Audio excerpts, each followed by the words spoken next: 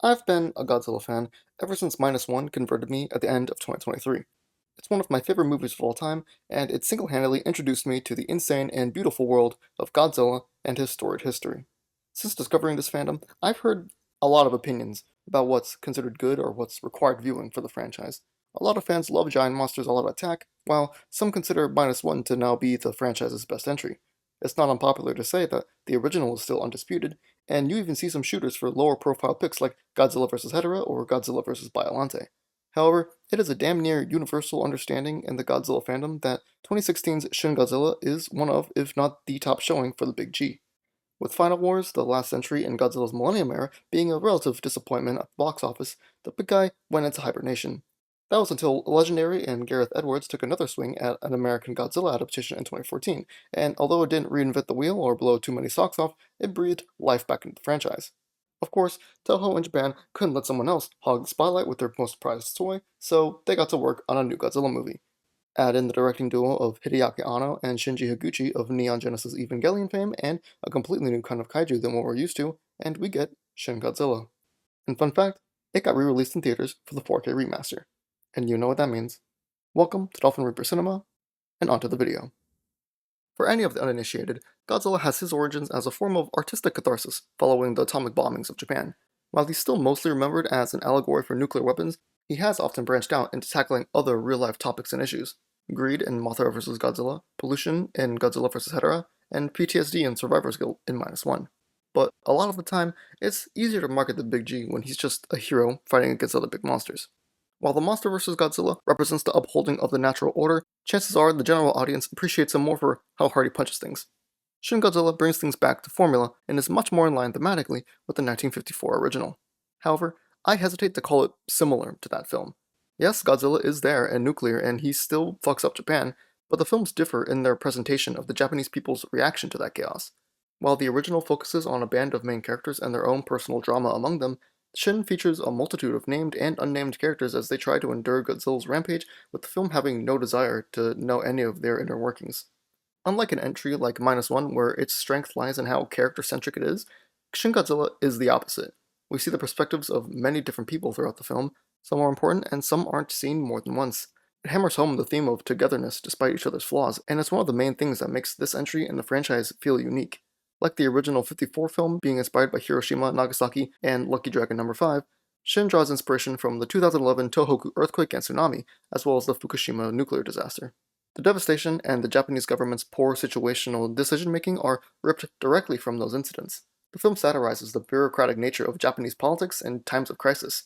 Officials are proven wrong again and again, and they're often more worried about what's going to happen to the economy than the actual kaiju-sized problem at their doorstep. It's comical, yet infuriating seeing them wait for someone else to tell them what to do or say, and even more so when knowing how accurate it is. At the end of the day, though, they're all just human. They all face the same problems, the same threat. Shin critiques the politics-driven mindset of the Japanese bureaucracy, but it's still a very patriotic film. It shows that when unburdened by political ambition and selfishness, people can truly make miracles happen. Rando Yaguchi and his band of misfits fight to see Japan survive another day. They fight so that their country won't have to experience another Hiroshima or Nagasaki. The film shows their fight as evidence that Japan can be better. It has hope that another 2011 won't happen, but if it does, then they can rebuild and recover. It's why I think the choice to have no true main character kind of works. Yaguchi may be our acting protagonist, but the country of Japan itself is the film's main character. The film believes in not just the Japanese, but the human race's ability to work together in the face of even kaiju-sized obstacles. When they reach out to Germany for help, the Germans are understandably hesitant because of political security implications. However, one of them remarks something along the lines of, "Where is your faith in your fellow man?" And I think that encapsulates the spirit of this film perfectly. Even though most of us are just faceless individuals, we're also neighbors. The human race can do incredible things. It's only fair that the thing that most often stops us is ourselves. The film may not dive into its humans that much, but what about the big guy himself? Well, the same kind of goes for him too. The Godzilla in this one feels extremely unique in the long history of the character, and while it's not limited to how he looks, we might as well start there. The Godzilla portrayed in Shin Godzilla starts out as, well, he technically starts out as this, but we meet him as this little guy, nicknamed Kamada-kun by fans, and he is adorable. There is nothing going on behind those eyes. Now you might be thinking, this doesn't really look like Godzilla. Well, It's because while Godzilla has evolved over the years, this one is the only iteration that actively evolves in its own movie. He goes from this monstrous but unassuming thing to this more Godzilla-looking creature, nicknamed Shin Godzilla, and then eventually he just evolves into an eldritch horror. Personality-wise, I wasn't really joking when I said he's got nothing going on in there. They make it a point that behaviorally, he kinda just moves around with no known motivation. A far cry from previous iterations where he's dancing and dropkicking, and even 2014's Goji where he's a stoic defender of the Earth. However, this lack of personality is intentional, and is actually what sets this version of Goji apart. His rampage through Japan isn't by choice, it's more like animalistic instinct. Even his evolution throughout the film is against his own will. The most notable trait of this Godzilla is that he's in a constant state of pain. His skin, in his final form, looks like he's covered in volcanic scars from the constant nuclear radiation. His second form, in particular, is clearly based on the frilled shark, a species of shark that lives in deep waters, but when they're occasionally caught in shallow water, they typically don't survive long due to the differences in their environment. It stands to reason that, similarly, Kamada-kun here is not having a good time. His evolution is a reaction to whatever his surroundings are, which is also how he learns to walk upright so soon after emerging. When the Japanese self-defense forces and the US military take measures to try and kill him, he responds in kind with new lethal adaptations. It's sort of a nature versus nurture situation where it's not entirely clear if such actions are Godzilla's own or if he's just a product of his new environment. Despite not having as much of a personality as his predecessors, Shin Godzilla is actually one of the most sympathetic portrayals of the character. Even when he's defeated, there's none of the usual fanfare or celebration, just a sigh of relief. There's nothing to celebrate. It's a pretty sad occasion for all parties involved. Yes, Japan avoided another nuke, but in doing so, it took the death of essentially an innocent animal thrust into a situation where it didn't belong. As a Godzilla movie, we have certain expectations for both the story and the big guy himself, and in a way, it's like those expectations are forced onto this Godzilla, and all he ever did was meet our expectations in the most horrifying way possible. The 54 film is hailed as one of the best horror films ever made, but Shin Godzilla I think is the most haunting the franchise and character have ever been. The beginning lulls you into a mild sense of security because you meet this guy and you think, well, he's not that bad. But then the movie keeps going. Never has the destruction of cities in a kaiju film felt so bad, and the peak of it is the atomic breath scene. Now, if you haven't seen the movie and you don't know what I'm talking about, I urge you to see it immediately, because it's good.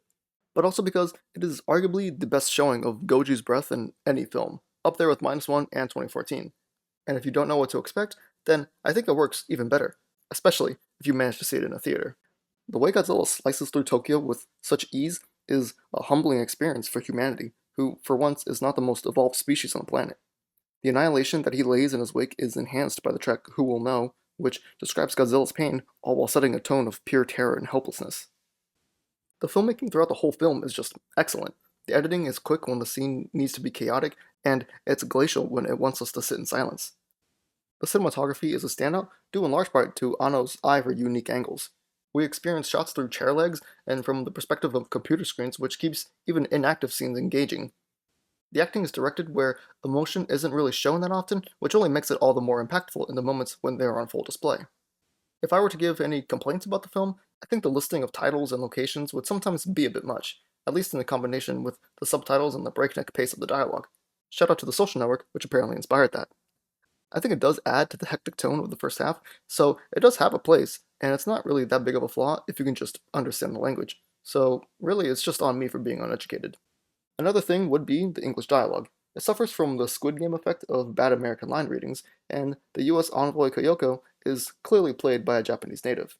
I felt like I needed subtitles for her lines even more than the Japanese ones, and it kinda hurts the believability of her character since she is supposed to be an American. But if I'm being honest, if those are the only issues I have with something, then I think it has to be a pretty good movie. In my personal opinion, Shin Godzilla is a top 2 Godzilla film. Honestly, it might even get bumped up one day. It's just that good. You can call me a biased fanboy all you want, but for me, this lived up to the hype.